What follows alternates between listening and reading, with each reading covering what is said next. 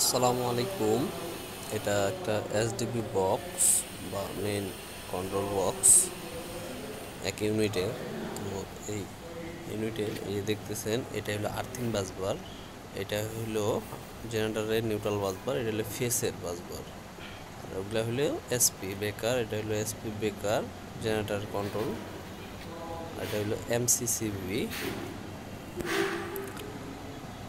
আর এটার পাওয়ার হইল 100 এম্পিয়ার এবং এই যে দেখতেছেন 3 ফেজ।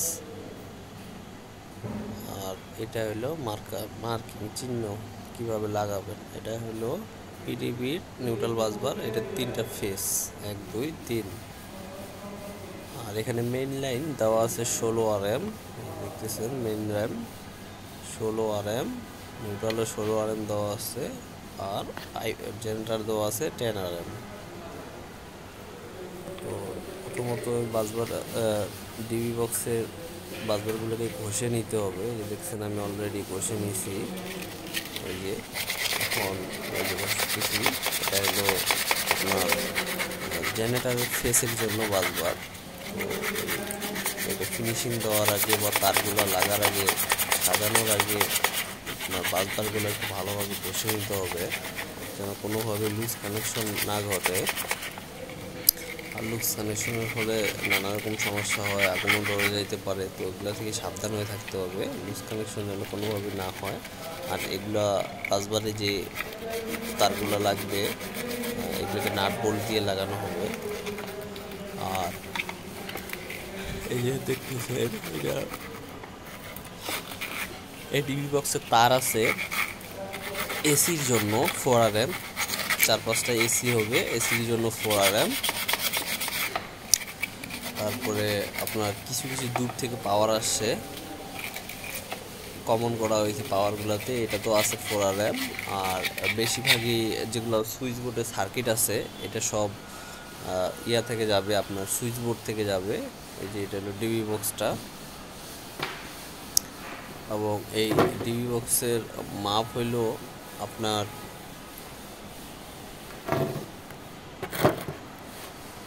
প্রস্থ হইল 30 ইঞ্চি, প্রস্থ বা উচ্চতা হইল 30 ইঞ্চি, আর দৈর্ঘ্য হইল 24 ইঞ্চি।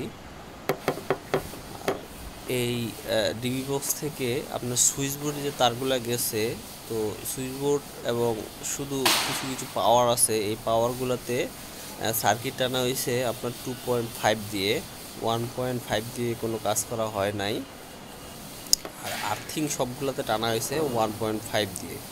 আর্থিংয়ের উপরে অত বেশি লোড যায় না, তো অত ভারী মোটা তার দেওয়া হয় নাই। আর্থিং তো খালি লিকেজ কারেন্ট বন্ধের জন্যই লাগানো হয়। তো আমার বসে কখনো আর্থিং 1.5-এর উপরে বেশি দেয় না। যদি কোনো ইঞ্জিনিয়ার যদি বেশি না বলে যে না বেশি পাওয়ারে বেশি আরামের তার দিতেই হবে, যেটা যেটা আপনি লাগাইতেছেন যে আরামে, যেমন 4 RM-এর সাথে 4 RM লাগাইতে হবে, তখন শুধু দেয়, তার আগে দেয় না।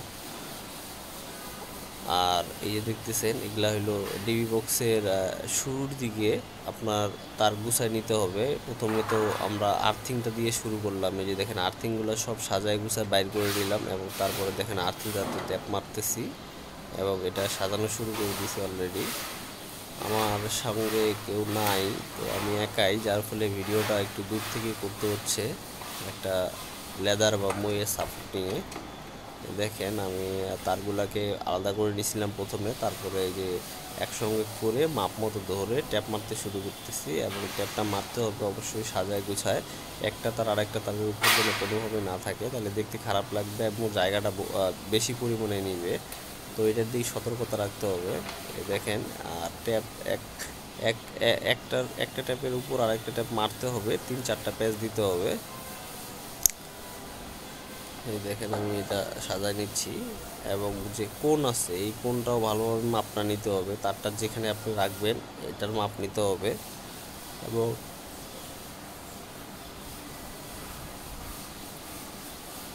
তারের মাপটা মেন এবং তারটার গুছানোটা মেন।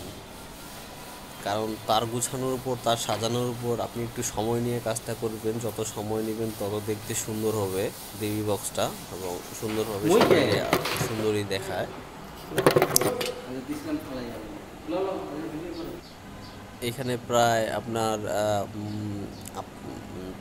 ফেস পিডিবির ফেস আর আপনার জেনারেটরের ফেস মিলে 23টা সার্কিট হবে এবং 23টা নিউট্রাল আসছে। এসপিপিকারও হবে ঠিক 23টা, প্রত্যেকটা আলাদা আলাদা থাকবে। আপনার জেনারেটারে যাবে 3টা এবং জেনারেটারে যাবে 13টা, টোটালি লাইন আসবে 13টা জেনারেটারে। আর আপনার পিডিবিতে আসবে 10টা।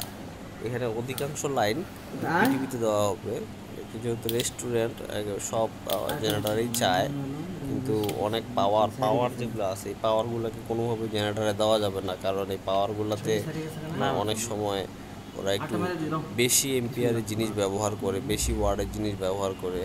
তো পাওয়ারগুলোতে কোনোভাবে জেনারেটার লাইন দেওয়া যাবে না, শুধু সুইচ বোর্ডের সার্কিটগুলোতেই প্রত্যেকটা সুইচেই আপনার জেনারেটারের লাইন দিয়ে কানেকশন হবে, শুধু জেনারেটারের লাইন থাকবে, পিডিবি লাইন থাকবে না সুইচ বোর্ডে। এ দেখেন আমার এটা সাজানো শেষ, আর্থিংটা এই যে দেখেন সাইড দিয়ে গুছায় ভালোভাবে ঢুকাই দিছি এবং এই যে সাইড দিয়ে নিছি। এই দেখছেন এখানে ডবল করছি, এই যে ডবল করে এই যে লাক্স লাগায় এগুলো লাগাই দিছি। আমার সঙ্গে কেউ ছিল না, তাই আসলে আমি এটা ভিডিও করতে পারি নাই, লাক্স লাগানোর ভিডিওটা করতে পারি নাই। এখন হলো নিউট্রালের পালা। এই নিউট্রালগুলো দেখেন আমি আবার সাইজ করতে শুরু করে দিয়েছি, যেহেতু সঙ্গে কেউ নাই, এক হাত দিয়ে কাজ করতে হচ্ছে এবং ভিডিওটা করতে হচ্ছে।